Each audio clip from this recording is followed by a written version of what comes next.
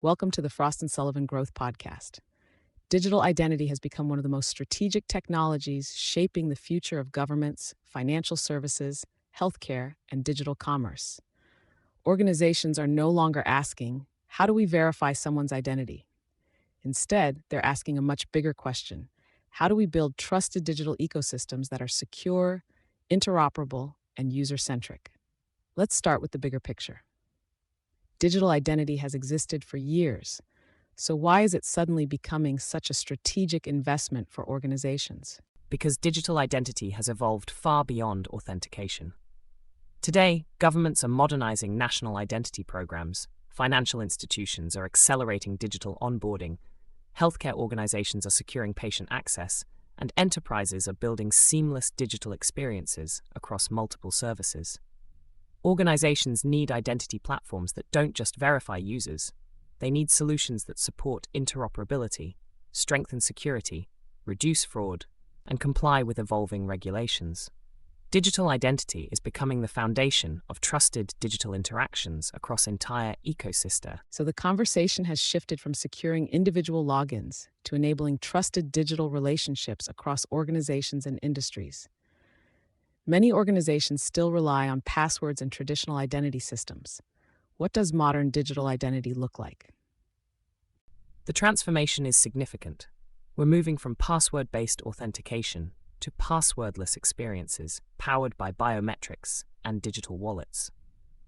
Instead of issuing separate credentials for every organization, we're seeing the rise of reusable, verifiable credentials. Artificial intelligence is making identity verification faster and more accurate through document verification, liveness detection, and fraud prevention. At the same time, organizations are replacing isolated identity systems with connected ecosystems that support secure interactions across governments, enterprises, and industries. So identity is becoming portable, intelligent, and much more user-centric. Several technologies are shaping this transformation. Which innovations do you believe will have the biggest impact? 5 stand out. The first is digital public infrastructure, or DPI, where governments are creating trusted national identity ecosystems. Second is digital wallets, allowing individuals to securely manage and share trusted credentials. Third is verifiable credentials, enabling reusable digital identities across multiple services. Fourth is AI, which is improving identity verification, fraud detection, and adaptive authentication. And finally, providers are investing in post-quantum cryptography to ensure that digital identity systems remain secure against future cyber threats. Together, these technologies are redefining digital trust. It's fascinating that the industry is already preparing for the next generation of cybersecurity while transforming today's identity experiences. Let's turn to growth. According to Frost and Sullivan's research, where should organizations focus their investments? 3 opportunities stand out. The first is digital public infrastructure.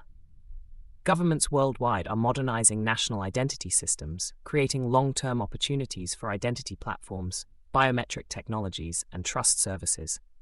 The second is the rapid adoption of digital wallets and verifiable credentials. These technologies allow individuals to securely reuse trusted credentials across multiple services while giving them greater control over their personal information. And finally, cross-border digital trust. Initiatives such as eIDAS 2.0 are driving demand for interoperable identity frameworks that enable secure digital interactions across countries while supporting compliance and data sovereignty. So future growth isn't just about better authentication. It's about creating trusted digital ecosystems that work seamlessly across organizations and even across borders. Your Frost Radar also benchmarks the industry's leading innovators. Without discussing every company individually, what characteristics define today's market leaders? The leaders are thinking beyond identity verification. They're building unified platforms that combine identity proofing, credential issuance, authentication, biometrics, lifecycle management, and identity orchestration. They're committed to open standards and interoperability, allowing organizations to integrate identity services across multiple ecosystems. They're embedding privacy by design through consent management and secure credential exchange. And they're investing in advanced cryptography and AI to strengthen long-term trust and resilience. So, leadership today is measured by an organization's ability to enable trust at scale, not simply authenticate users. For technology and business leaders listening today, what practical advice would you offer? First, build identity strategies around interoperability rather than isolated deployments. Second, adopt open standards that support digital wallets and reusable credentials. Third, prioritize privacy, consent management, and user control from the beginning. And finally, evaluate technology providers based on their long-term innovation capabilities, not just current functionality.